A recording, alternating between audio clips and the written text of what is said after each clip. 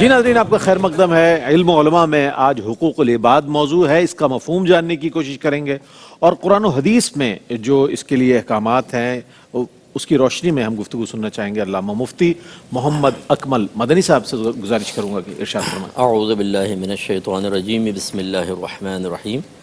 اولاً یہ سمجھنا چاہیے کہ حق کسے کہتے ہیں۔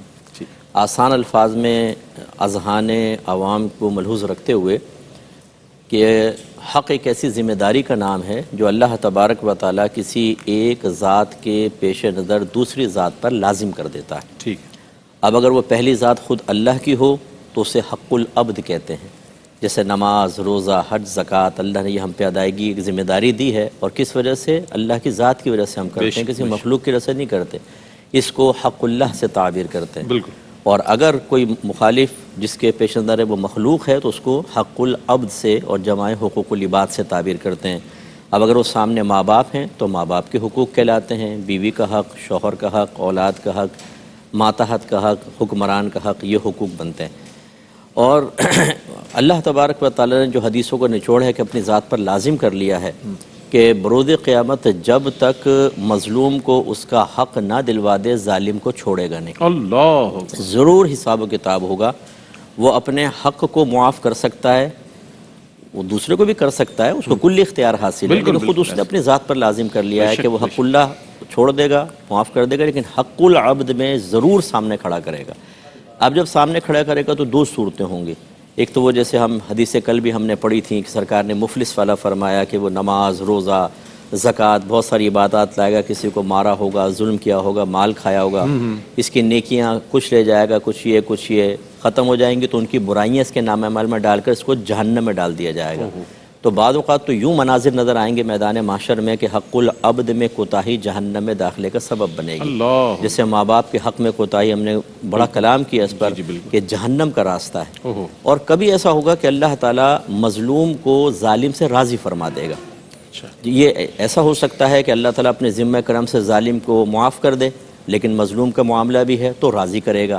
یا جیسے کسی نے حج کیا اور اللہ کی بارگاہ میں اس کا حج مقبول ہو گیا، تو نبی کریم صلی اللہ علیہ وسلم کی جو طویل حدیث ہے کہ میدان عرفات میں جب دعا مانگی تو اللہ نے فرمایا کہ جتنا میرے حق میں کوتاہی کی حبیب میں نے معاف کر دیا، تو سرکار نے فوراً کہا اللہ تعالیٰ ظالم کو بھی معاف کر دے، تو کوئی جواب نہ آیا۔ پھر جب مزدلفہ تشریف لائے اور دعا مانگی تو پھر اللہ تعالیٰ نے فرمایا میں نے ظالم کو بھی معاف کر دیا۔ اللہ سبحان اللہ۔ تو اب ظالم کو معاف کرنے کا مطلب تو کیا مظلوم اس سے مواخذہ نہیں کر سکے گا؟ اب یہ پھر اس کی تعویل ایک بیان کی ہے کہ میدان محشر میں اللہ تعالیٰ مظلوم کو ظالم سے راضی کر دے گا۔ جس سے ایک روایت میں ہے کہ ایک ظالم مظلوم کو کھڑا کیا جائے گا اور اس کی نیکیاں ظالم کی اس کے نام اعمال میں ڈالی جائیں گی، پھر اس کی برائیاں ڈالی جائیں گی، اور پھر بھی حساب کتاب پورا نہیں ہوگا۔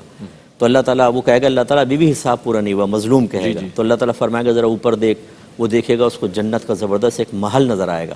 تو وہ پوچھے گا یا رب کریم یہ کس کے لیے ہے؟ فرمایا جو اس کی قیمت دے دے۔ وہ کہے گا یا رب کریم کون اسی قیمت دے سکتا ہے؟ اللہ تعالیٰ فرمائے گا تو دے سکتا ہے۔ وہ کیسے؟ اللہ تعالیٰ فرمائے گا اپنے ظالم بھائی کو معاف کر، یہی اس کی قیمت ہے۔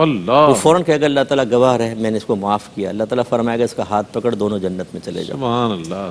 لیکن جیسے آپ نے انٹرو میں فرمایا کہ ہمیں غور کرنا چاہیے، ہو سکتا ہے کہ اللہ کی رحمت اس جہت سے ہماری طرف متوجہ نہ ہو اور خدا نہ خواستہ میدان معاشر میں پھنس جائیں۔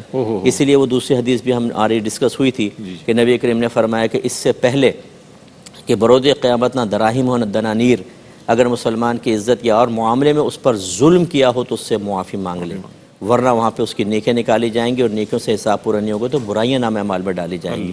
اس لیے ہم سب کو غور کرنا چاہیے۔ شوہر ہے تو وہ بیوی کے بارے میں غور کرے کہ میں نے کوتاہی تو نہیں کی، اس کا حق تو نہیں مارا۔ اس طرح بیوی شوہر کے بارے میں، ماں باپ اولاد، اولاد ماں باپ کے بارے میں، آفیسر اپنے ماتحت، ماتحت اپنے باس کے بارے میں اچھی طرح غور کرے، ٹیچر شاگرد کے، شاگرد ٹیچر کے بارے میں غور کرے، کہیں ہم سے ظلم تو نہیں ہو گیا، ناانصافی تو نہیں ہو گئی۔